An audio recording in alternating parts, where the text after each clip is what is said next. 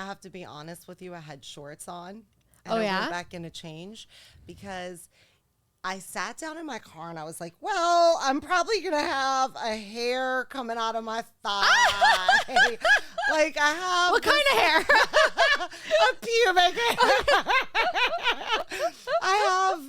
I literally am like, can you wax all the way down to my knees? Because that's just about how far down it grows. I've like I do like a once a quarter. Okay, I barely shave my legs anymore. I will say this, to be considerate to my husband, if we're like going on a vacation to Palm Desert or something for the week where I know it's going to be like bathing suits every day, more sex than usual, things like that. Yeah. Then I shave everything, consistently while we're there too. But when we're just doing like life here and I'm running around and I don't ever wear shorts because I'm always doing stand up, like I'm not shaving my legs for who? Like, I don't know. No, I know. It's like, trust me, sometimes I'm like, if I could just cut a hole in my pants and be like, okay, let's hook up.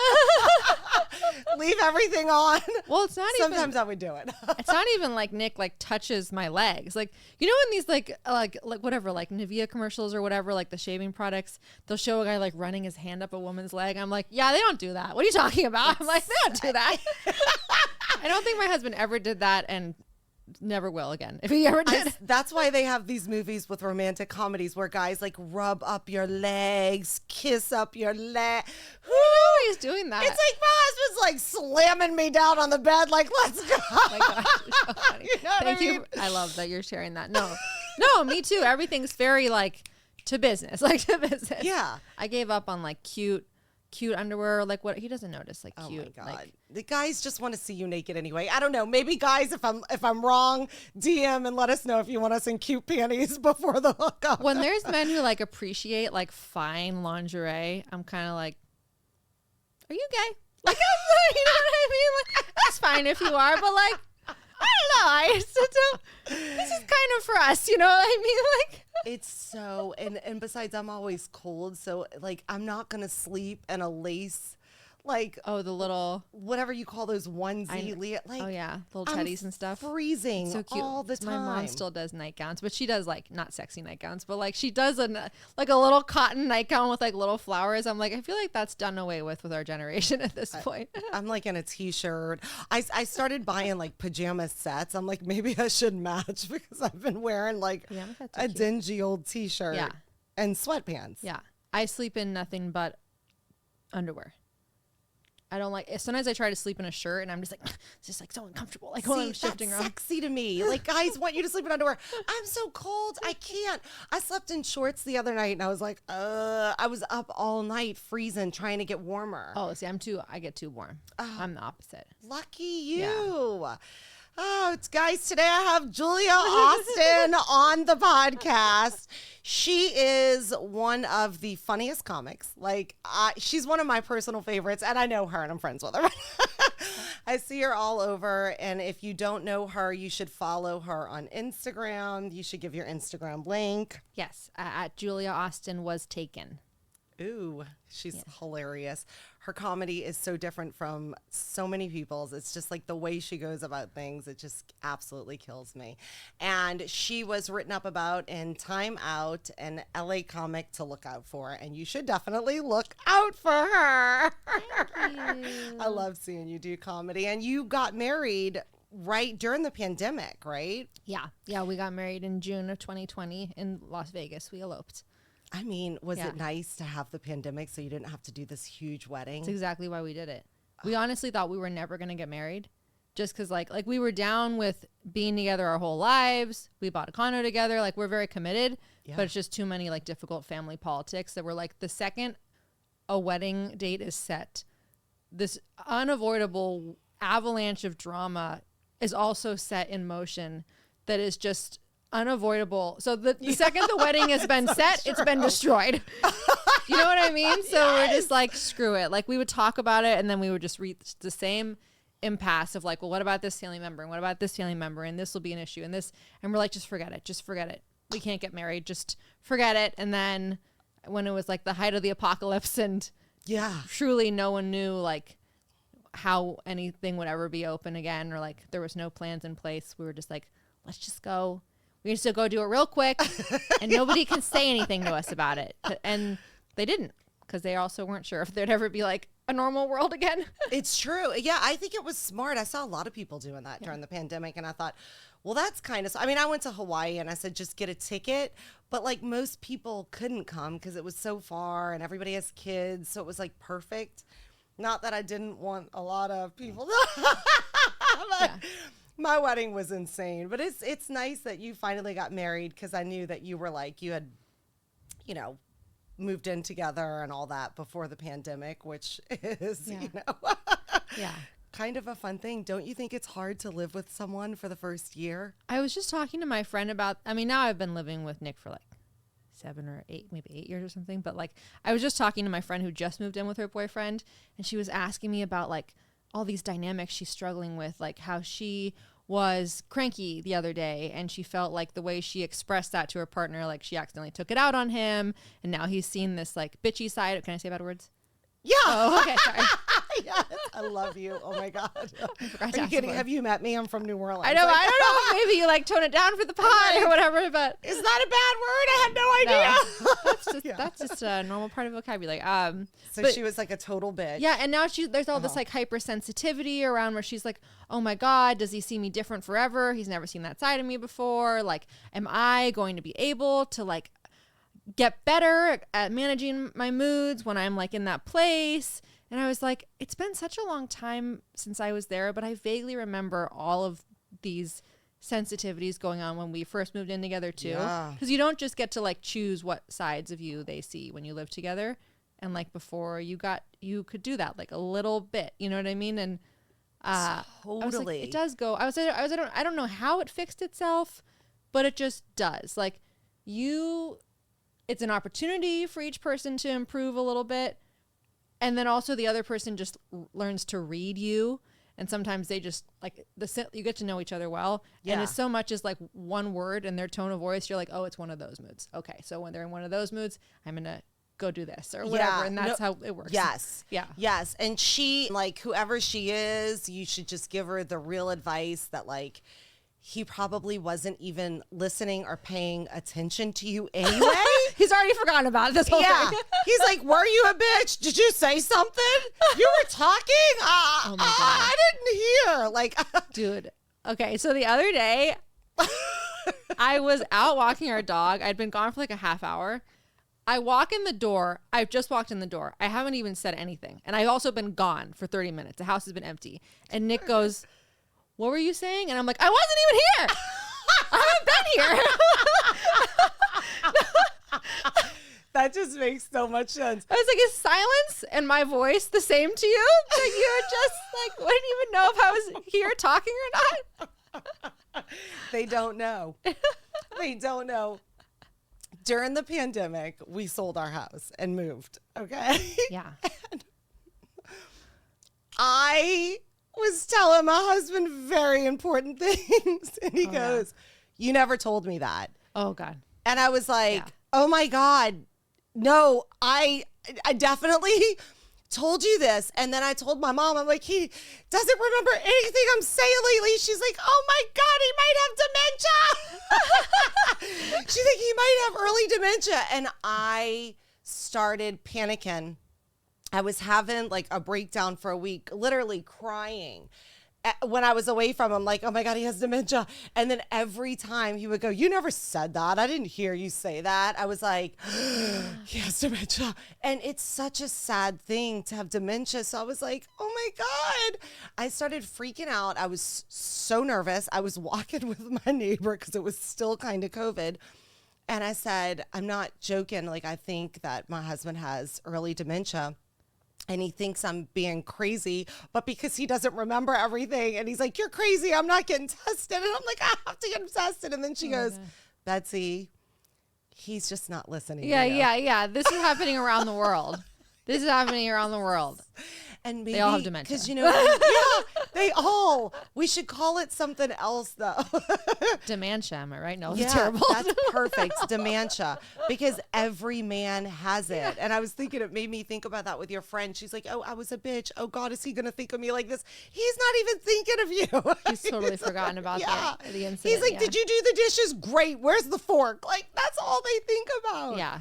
My friend said, I email with my husband everything. If it's important, I just shoot him an email, and I'm like, am I really going to be having email? But it's a paper trail then too.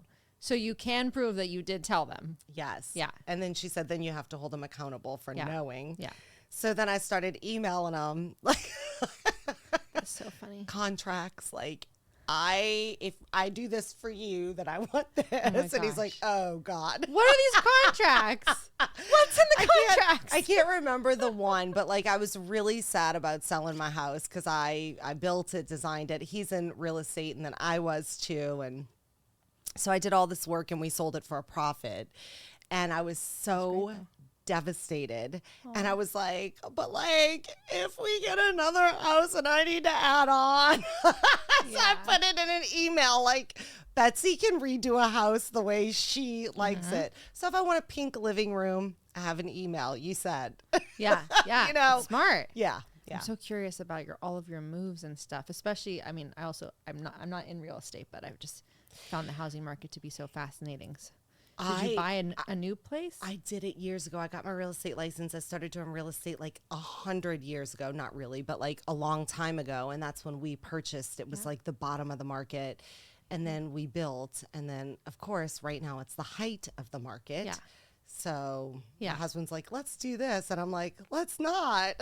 It is the height. I always tell my husband, I'm like, yo, we could sell our place, and we could go buy a place in some other city in another in another state in cash, and like we'd have so much to just like stick in the bank. He's like, no way. I'm like, people are out of their minds right now. I'm telling you. I know. I was like, my friend is hunting, and she will go to a place that's listed at in the sevens. It'll sell for $1.2 million. Yeah. I'm like, that is what is happening. I'm not saying I want us to go, but I'm not wrong. A lot of people have moved, and everybody's like, everybody left LA. I'm thinking like, people left. Do you know how many people are moving to LA? The rent skyrocketed. Everybody wants to live here. Yeah. So people who left, I don't even know if they could get back at this point because rent is so high. Yeah. You could rent your place out. Yeah. Yeah. I don't think I think we're going to sit on that thing till the day we die. You know I mean? would. I would always do something like if we want to buy something else and go somewhere else, just rent that place out or something. Do what I do. Buy something distressed and fix it up. Yeah. You know, just like marry a husband with good bones and make him who you want him to be. Oh. No. Oh. Okay, so I got to start over. No, I'm just kidding. Is your husband a DIY? Like, is he a do-it-yourself, or is he like hire someone, or like, can you figure this out? I have no idea what I'm doing. He's a hybrid. There's a lot of things that he has fixed for us, and I have to give him credit for that. That's awesome. But when he cannot fix something and it's out of his jurisdiction, he also gets stuck because he doesn't want to hire someone. And then I get pissed because the thing is just broken then for like a long time. Right. And he'll just say, well, I want the research. I need time to research who we're going to hire. I need time to research it. But then like that research won't happen. And I'm just like, honestly, I don't know. The top person on Yelp, I don't care if it's this. We could have saved $100 with this person. I know I want it fixed now and not in 8 months when you have time to do your research, you know? So that's the thing, is like he knows when he can't fix something, but then he also just like doesn't get around to finding another solution.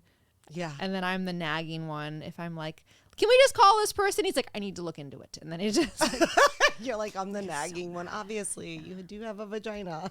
It's okay to nag. We were born to nag. I don't even care that I nag.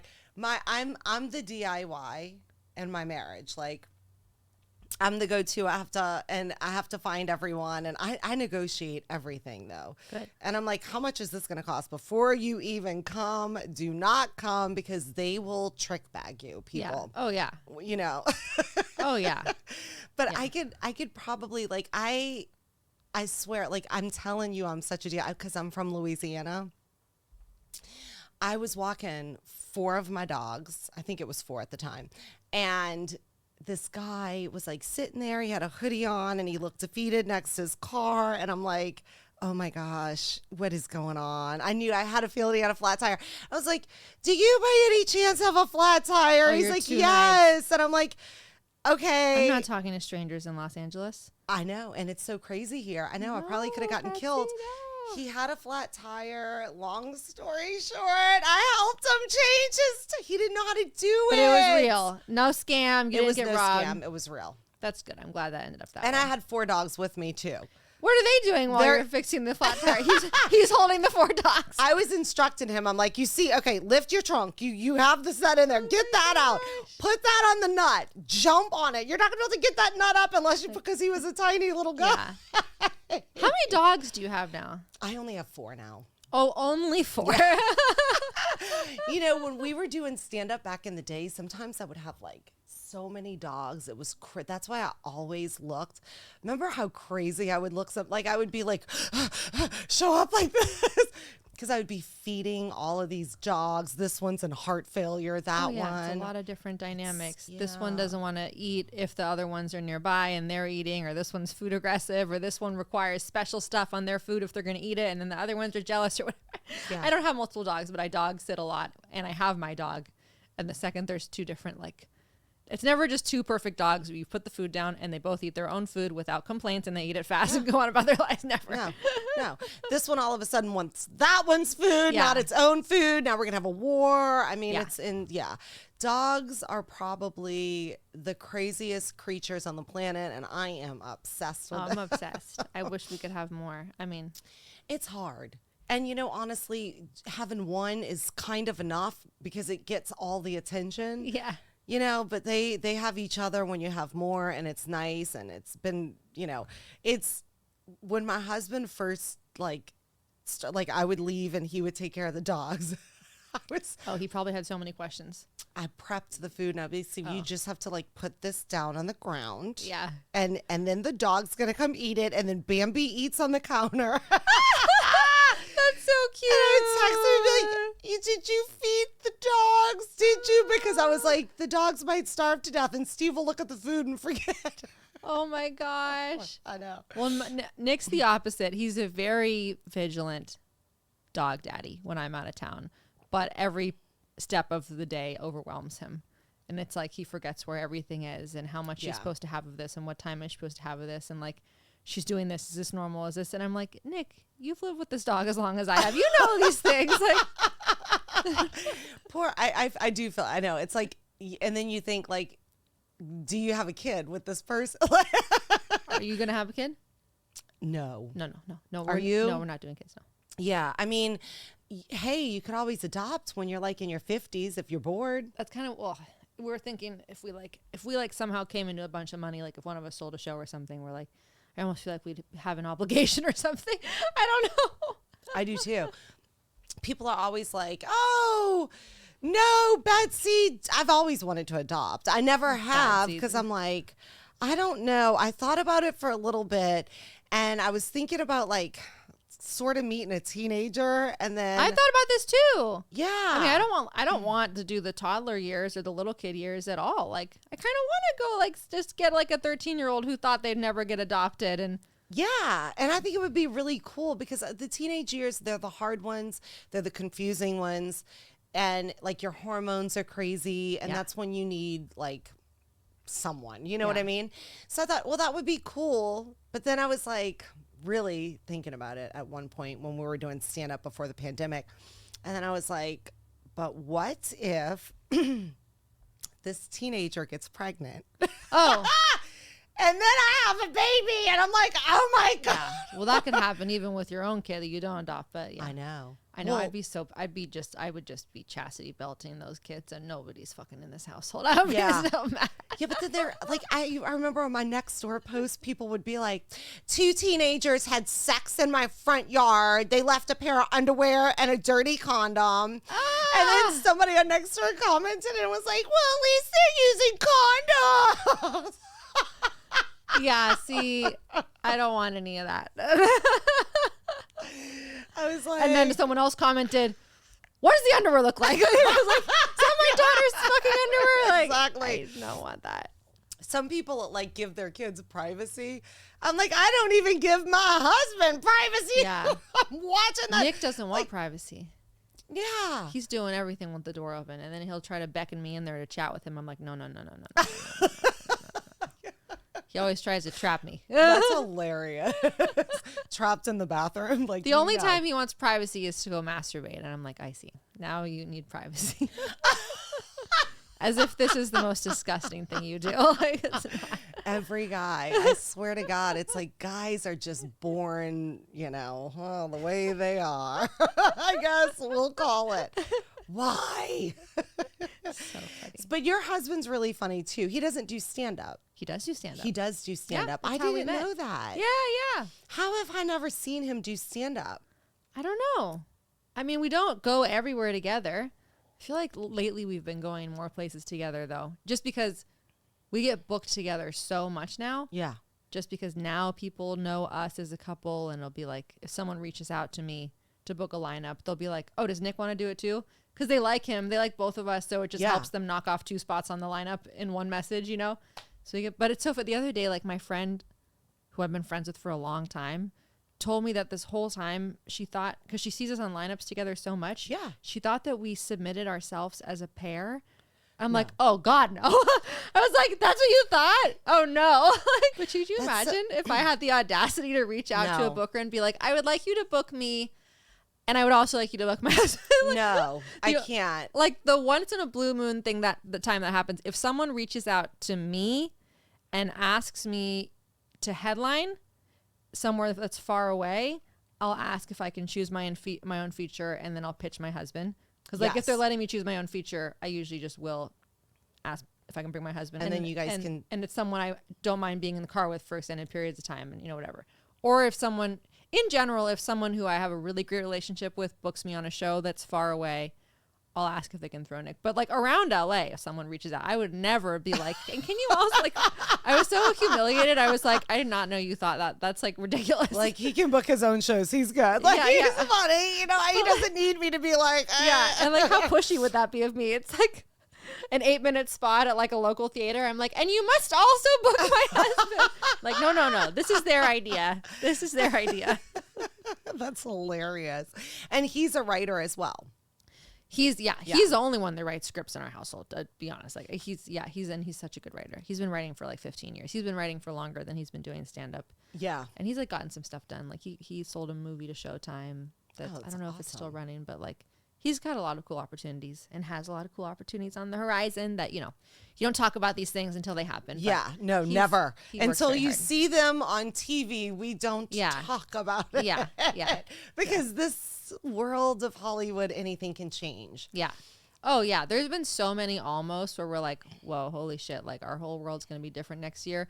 And then the weirdest thing happened, and just like, oh, this person who was going to hire me to be a staff writer on this thing or whatever, she just got fired for this reason, and now the new person has no idea who I am and doesn't answer my email. You know what I mean? Just like that happens, and it's like just like that. So much of that has happened to me through my entire career as everything I do. Yeah. In every department. So much of that. Like, we just pitched this and this is going to happen. And it's like, oh, by the way, no, it's not now because blah, blah, blah. And it's like, the most ridiculous thing. Yeah. It's so sad. It's like, oh my God. It's like you can taste it and then it's like gone. It's like, welcome to freaking Hollywood. Yeah.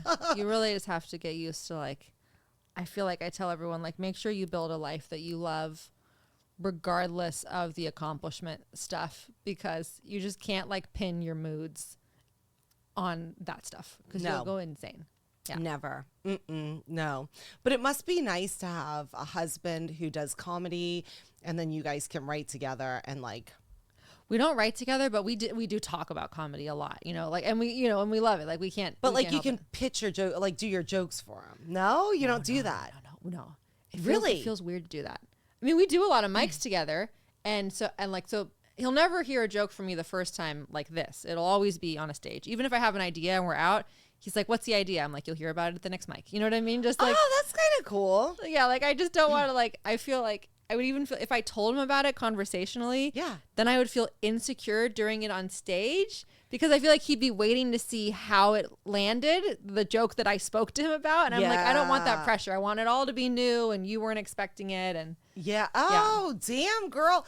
My husband's like, what's the joke, Betsy? And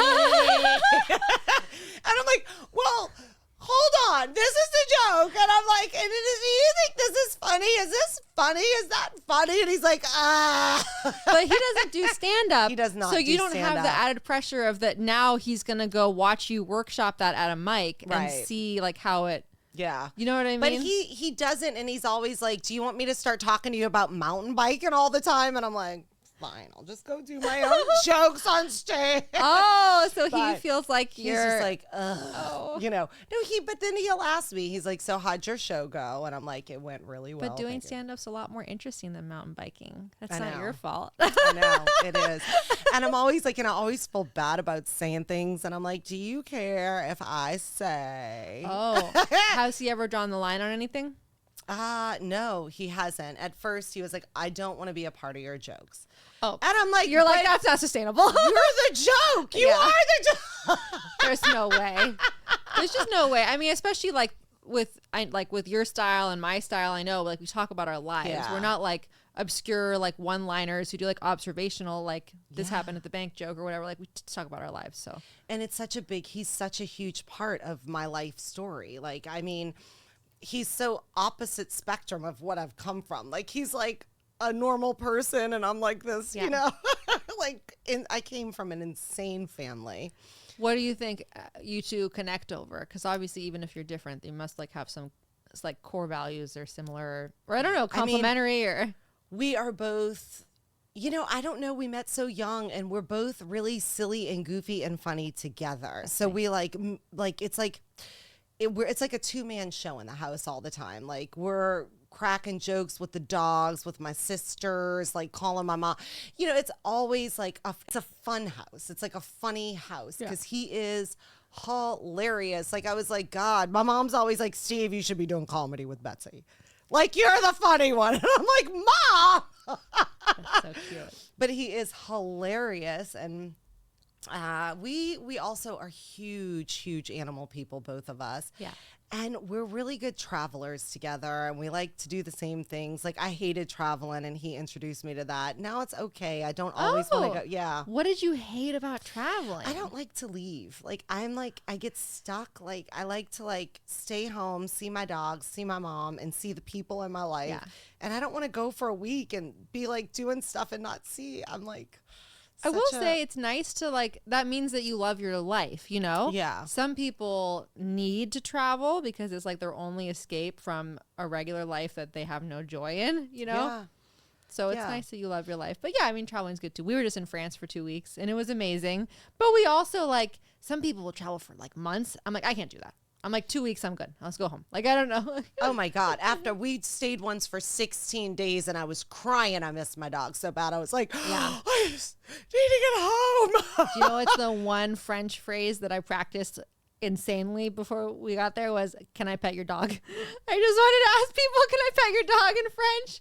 Especially because like in France, it's not the same culture in the States where like everybody loves when you fawn over their dog here. And it's very normal. Like you bring a dog out, you're bringing a celebrity out. You know you're going to get attention with the dog. In France, people kind of keep their dogs to themselves more.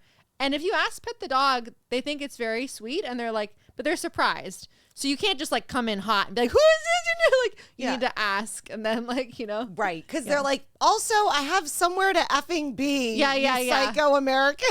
Yeah. I don't think you even like talk to strangers in France as much as you talk to Americans are like pretty social. Yeah. You know what I mean? I mean, you can't like make blanket statements about everyone as a whole, but that's kind of like I was saying, people are always like, would you ever want to live in Europe? You know, would you want to live in Europe? Because I was like fortunate to spend a lot of time there with my mom being from there. And I'm like, I just vibe with American culture socially. Yeah. Like I feel like when I go to other countries, even like I've been to China, like it happens a lot in China, but like in other countries, I feel like there's a lot of rules like, oh, you don't do this or you're going to offend someone, or you don't do that. You don't do that. That's like too invasive or too personal. And like a lot of things that like you have to know or else you could fuck up easily. I feel like in the States, just kind of like the Wild Wild West. You just gotta say what you want. Oh yeah, like when I went to Japan, my husband's like, "Get to the right. Look at you. You're just being an American who's blocking traffic. These people move from left to right. It's like all orderly, like one line." And I'm like, and here I am messing it all up. We are different, and I talk to everyone, and people I do too. are like. I feel like people are like, "Oh God, please don't let me run into that girl." Again. No, I know. Like, I feel like when I go to Europe that I'm embarrassing. Yeah. But like, I like who I am, and I don't really feel like reining it in. You know what I mean? So. Yeah, and then we come in and we're like, "Hi, we're from America. We don't speak your language, but let's have a conversation." And they're like, "Ugh." They speak like 10 languages. They're like stupid American, you know? Yeah. But I am obsessed with London, and I do feel like I could live there. Oh, I think socially, like the social culture in London is pretty compatible with like American people. Yeah. Like I feel like London people are like boisterous, social, chat with strangers. Like, yes. I did 23andMe during the pandemic, and I found out that I can actually be linked to my Sicilian family that's still in Sicily. But I'm like, I wonder if I should message some of them, like, because do they speak English? Yeah. You know, I'm going to go there and be like, "Hi." This is so weird, you know? So, but a lot of them are here, but, you know, in New Orleans, but.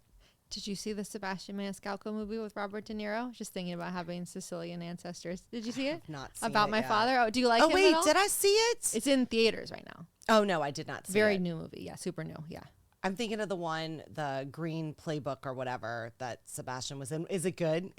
Yeah. I mean, I liked it.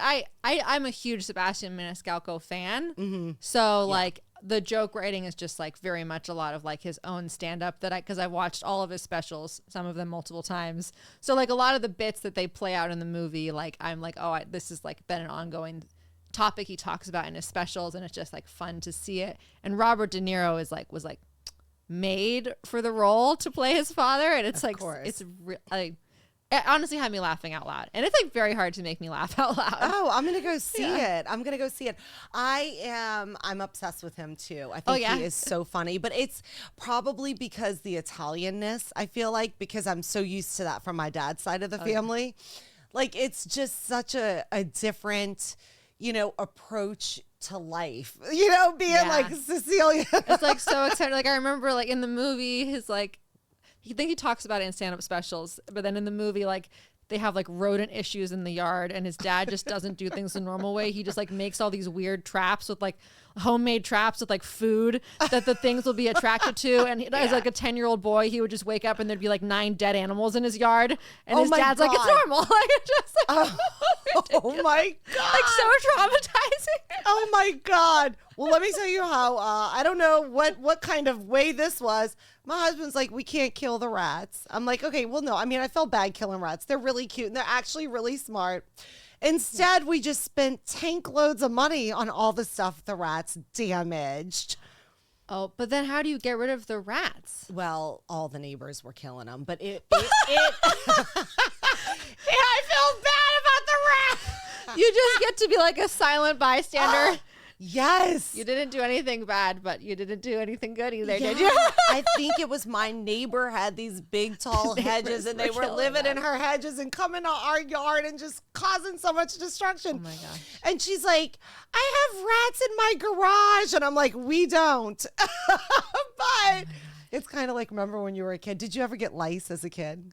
I think I might have gotten lice once. I don't remember. Once? I think I might have gotten, but I remember they would like do the checks on us regularly at school, like where they would comb through your. Oh my God. I lived with lice. Oh, like okay. I had the lice were like, "We're going to live in this mansion of hair." Oh my God. I mean, our dog had fleas once, and that was traumatizing, and I went insane. Did any of your dogs ever get fleas? My dogs get fleas. I put flea meds on them. They still have fleas that hop on them. We do the oral medication for her. It's the only thing that like finally put an end to it. Yeah. But like when she had an infestation, I was a crazed maniac. Like I killed a bunch of fleas and like I put them on a little stick in the living room to send the other fleas a message. I was like, look at this. I'm telling you, I was like not sleeping because I was like thinking that I could feel them on my body and it's like washing everything. And I was just I was like at home, just like, and I was like, I'm an insane person. Oh, I love that you put the fleas on a stick. It's just you want to be dead? Get out of the house. Yeah. Send a message. It's just like in the Game of Thrones where they kill the king right away, put his head on a stick just to let everyone else know. That's what I was doing. You're about to die, you little flea bag. Yeah. By the way, I'm so obsessed with Game of Thrones. I think I've seen it like 2 times, maybe 3. I can't remember. And I'm like, I think I'm going to start Game of Thrones again. I actually only got through season 1 and I stopped, but only because we don't have HBO. I thought it was a great show. I think I better give you my login. No, don't do that. Because my God, no going back. It's one of the greatest shows ever made. I also am like so intimidated to get into it now because I feel like it's. How many seasons are there? Like 15 seasons or something? No, I think there's only like 7. Really? Or there's 7 or 9. I can't remember. Because, you were watching so much TV during the pandemic. And it's like, yeah, it was I mean, the pandemic was insane. You're just like watching TV. What was I like watching? What were we we like got into Love Island. We were late to the Love Island game, but we were watching that for a little bit. I don't think I watched Love Island. There's only like, there's a lot of seasons. I think it's still going on. I started watching that. I started watching Ray, which I've always wanted to watch. I don't know anything about that show. Ray Donovan. Oh, so good. Oh, okay. Then what is that show where, oh God, what's wrong with me? I can't think of the name of it. It was so popular. It was like when people come from other countries and marry someone here. 90 Day Fiancé. Oh, yes. Oh my God, that was so good. I bet you that show would make me mad. Like, I feel like I can't. Is there like a lot of predatoriness there where you feel like someone's obviously pretending to love someone just so they can get the green card? I don't know. I mean, I felt like in one of the seasons, there might have been one girl that was just trying to get the green card with the guy. Yeah. And his mom was telling him. But no, I feel like a lot of them like really loved that person. Okay. And they were like, I mean, I don't know. I felt like, yeah. Okay. And then some people that were trying to get the green card left this American and started dating a different one that was better for them. Like, it's such a freaking great show. Let's just put it that way. They hadn't gotten married to the original American yet, and then they started dating someone else. Yeah. So then they could risk having to be sent back. Or was this like a online or like, long I don't know thing? if they met them online right after and then they were on the show sit down and she's like, I can't even think of the girl's name and the guy because it's been so long, but she was like, I'm already married. Which could you imagine getting married in like 6 months and having a kid and moving to another, like, holy shit. The first year of marriage, I was like, oh my God, this is hard. What? Pick up my clothes? What do you mean? Did you get married pretty early into being together in general? Probably 3 years. Oh, okay. Did you live together before? No. Oh, because when you were saying pick up my clothes, I was like, oh, is that like the house habits? That was like a new adjustment just when you got married. Yes. Oh, okay. It was like, I don't like food in the sink and Steve's pouring stuff down the disposal. Like, it's just so, like, very different. Yeah. And, like, but I was so used to cleaning after people because I have sisters, and I'm like to clean a lot and, like, wipe counters a lot. So that was okay. But it's just hard. I had to train myself with putting the clothes away. Because I used to lived in an explosion of clothing. Me too. Before we moved in together, like it would give him anxiety. And I had to slowly, we had a date. We were going to move in together. It was 6 months out. It was when my lease was ending and his was ending. And we're at that point, we're going to move in together. And I had to every day build it a little where I was like, okay, every day at the end of the day, I'm going to dedicate 5 minutes to putting clothes away. And then it would build the next week. It's I'm going to dedicate 10 minutes to putting clothes away. And then eventually got to a place where it was I had done that enough where it was easy enough to say all the clothes need to be put away before I go to bed. And I had to train myself because I was he's not going to love me and he's not going to want to live with me. It's still happening. And And now I've kept the habit. So like my mom is like, wow, I tried literally your whole life to tell you to put your clothes away. And all it took was this man. Like, Wow. you know what I mean? Wow. Because now that you're married, you could be like, shit, I'm not putting anything away. I put everything away. Oh, and we do separate bedrooms. So it's for me. No. The clothes, I put them away for my sanity. Yes, we do separate bedrooms. You don't sleep in separate bedrooms, though. Yes, we do. No, you do not. Yeah, because we're shit sleepers. We've been doing it for 6 or 7 years. Separate bedrooms? Separate bedrooms. Stop it. It's amazing. Oh my God. I mean, it would be amazing because my husband wakes me up all night because Yeah. I'm snoring. Oh, yeah. Yeah. Nobody gets good sleep when they're sleeping with somebody. And I would go sleep in a separate bedroom and then he gets upset. And I don't want to sleep in a separate bedroom because I got to make sure his phone's not going off in the middle. No, I mean, really, yes. But like, you know, not that I think anything's up, but like I'm keeping an eye all the time. I'm like, what are you doing right now? What are you doing with your phone? Snoring, but if you hear a vibration, you're awake. Yeah. If he gets up to tinkle, I'm like this. You're so funny. What's going on? You don't actually think your husband would ever do anything. I don't. Until they do, I don't. People always go, I don't think your husband ever cheat on you. I'm like, no one will cheat until it's like the time it's down to the bone. That one person, you know, I don't know. You never know. I didn't want to think about it. Nick doesn't care about having sex. So it's not really a big risk. Okay, did you watch The Ultimatum? Because one girl was like, she would never have sex with someone else. She said she would be asexual. And I'm like, no. I'm like, you are crazy. So no. funny. I think, I do. I'm always, but I'm like, one of my friends was like, oh, he would never cheat. Like, look at him. I'm like, look at him. What? He got you. What?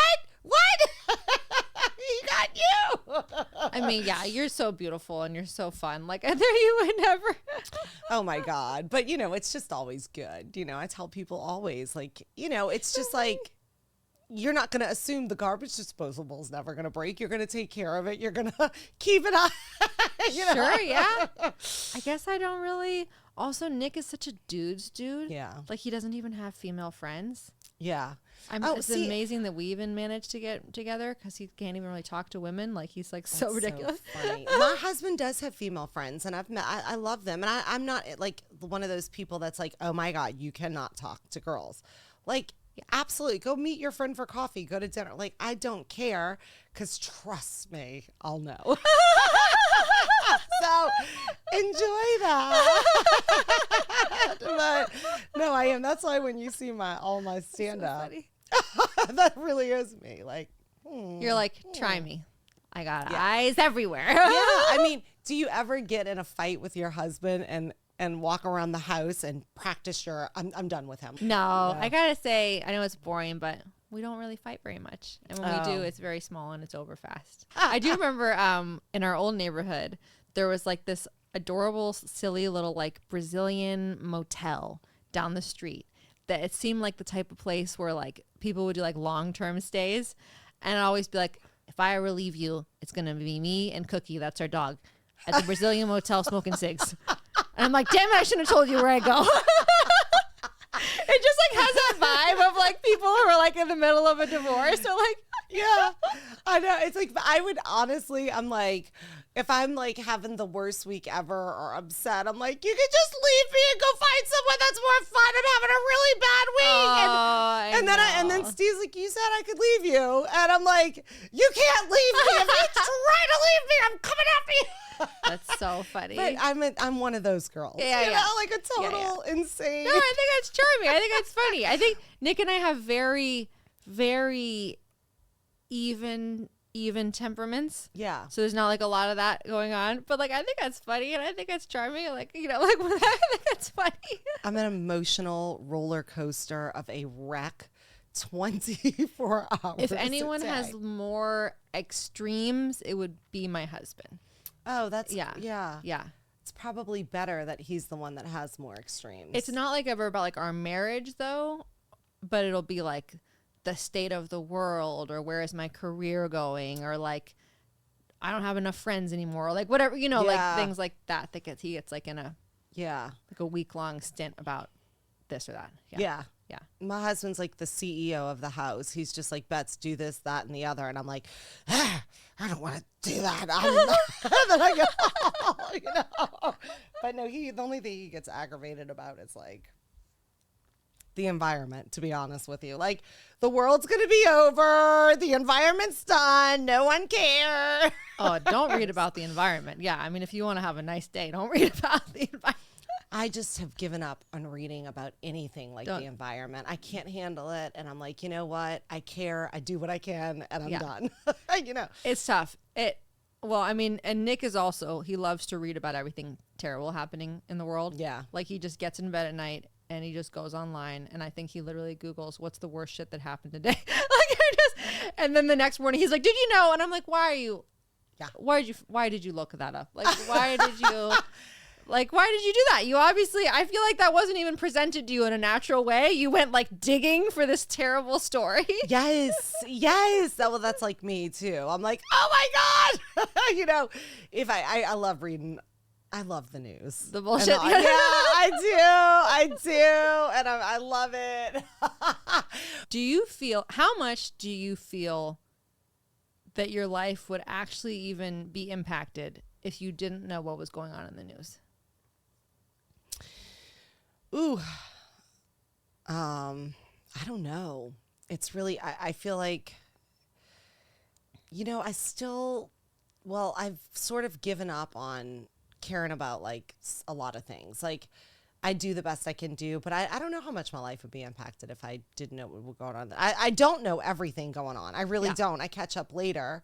Yeah. Sometimes I won't even know a story for 2 days that is happening because I'm so busy that I can't even get to it. Yeah. Like the submarine. Yeah. I think I didn't know that was happening until a day or two after, 1 a.m. You can always count on comedians to start pumping out these like tweets and memes in mass about this one subject. Yeah. And that always lets me know. I'm like, okay, something's going on with a submarine because it's every other meme and every other tweet. A joke is about the people. And I'm like, what is it? Thank you, comedy community, for letting me know. Like, they're my news. Like, they're my first source of it. Is their fucking chitter chatter, like bullshit about it. And I'm like, what is it? It's like, you know, I'll be honest with you. I'm on a TikTok spiral nonstop. That's why, like, I do ask people to tell me if my makeup looks good because I watch TikTok and, like, what to do with makeup. I love TikTok. Yeah. And that's where I get my news. People posting on TikTok everything that's going on. And I'll be up till 1 a.m. under the covers while Steve's sleeping. I'm like, oh my gosh. So funny. I feel like, I don't know, like this makes sound like so ignorant, but to some degree, like sometimes my mom will call me and she'll be like, do you know about this or that happening? Like terrible thing in the world. And I'm like, no, I didn't. And she'll be like, how could you not know that? And she'll talk to me like I'm so irresponsible about it. And I'm like, quite frankly, like I'll hear what the story is and I'm like, there's literally no action for me to take on this piece of information. Yeah. You know what I mean? Like it's not like I can't, unless there's something I'm going to do. You can't, then I'm like, this is just self-flagellation. Just like torture me with like the sadness around these things. Like, but then again, when you do meet someone who doesn't know about something major going on, you're like, oh, who's this fucking idiot? You know what I mean? So like, you don't want to be the idiot either, but like, it is a little it's so true. A lot of it is just like social proof and acceptance, being in the know of what's happening in the news. Like 99% of it, nobody's doing shit about the thing that they're talking about. No. They're not advocating for policy change. They're not sending money to anybody. No. They're not even changing their own habits at home about it. They're just like thrilled that they know and they can tell people they know. It's just something else to talk about. Yeah. It's just something to harp on, talk about and be like, meh, and be angry and mad and frustrated about. That really is what the news is. I mean, shit, I love it. You love it. My mom calls, she's like, girl, there's a rapist loose in LA. And I'm like, where? She's like, I don't know. One? Lock your door. And then I'm like, oh my God, there's a rapist somewhere. I gotta lock it. It's so funny. When we were in France, like we stayed with my mom where she has an apartment, which is very beautiful, very nice travel destination. And then my husband and I were going to go on to this city called Marseille, which we were really excited to go to. Oh, nice. And my mom was like, it's so dangerous there.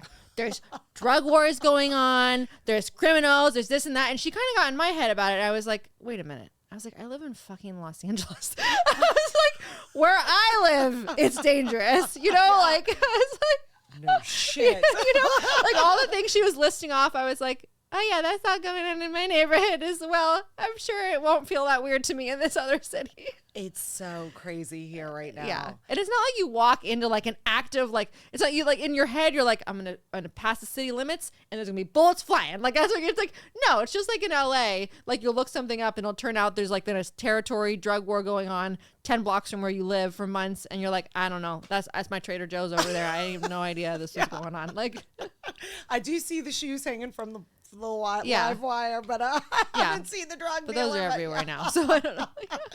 LA is such a crazy place right now. Oh my God, I don't even know what to say. I'm like, I don't wear my sunglasses anymore because I'm like, well, you know, I need to get a cheaper pair because I don't want to get a gun put to my head. You don't want someone to come with, and you know what's been happening on Melrose. I know. That they're just going, because I mean, I'm there Melrose all the time. is where people go to be dumbasses and wear all their expensive shit to show off to their other friends wearing their expensive shit. To be like, I just want to let you know, I'm rich. And the people on motorcycles with guns who are thieves are like, great. I also know that you're there. Yeah, exactly. Thank the you people are like, since you're so rich, go buy it again and then come back on Melrose and I'll rob you. Yeah. Exactly. And we can just keep doing this routine. Yeah. I mean, it's insane. Yeah. No. So I'm like, and Melrose is obviously one of the greatest places to be. If you've never been to LA, like you think it's one of the greatest places to be? You like Melrose? I love all of Melrose, but the part like, you know, going down past where all the shopping is. I feel like they call it the Arts District now of Melrose. Like the Fairfax part? Yes. They're like labeling it like the Arts District or something now. Well, good. It's near Burt's and stuff, like, or all the clothing. Yeah. That's where people are getting robbed the most. Oh, yeah. Well, that's where like there's t-shirts that are like $800 for like some reason. Yeah. And then the sneakers stores, obviously the sneakers are a big thing. Yeah. Yeah. I know. Well, now that we're going to end on a sad note. No, it's okay. But you're going to come back, right? We just chit-chatted too much. We chit-chatted. I'm sorry. I didn't know you had things to get through. Well, you know what? I did it because we got so lost in the conversation, and it's so much fun to hang out with you. And I haven't even talked to you in so long and had like a conversation since, you know, before the pandemic. And it's just like so fun. I was like, I really wanted you to come do this. And I'm so glad that you did come. And tell everyone one more time where they can find you everywhere, every platform, and Yeah. I mean, I'm pretty much mostly active on Instagram. So at Julia Austin was taken. I put all my shows on there. I think I have 15 shows in July. So it'll all be in the stories and stuff if anyone wants to come. I don't know when this is going out, but July is a big show month if anyone wants to come out to one. July is a big show month. It'll be out this month, next week, I think. Oh, so cool. There you go. Yeah. So July is a big show month for you. Everybody, you should definitely go see her show. Oh my God, she is hilarious. I watch her jokes over and over again and I still laugh. I love them so much. And I'm being That's very nice. So honest. Thank you so much for coming Thanks and for having doing this. And I'll have her back. So we'll get through your list, whatever's on the paper.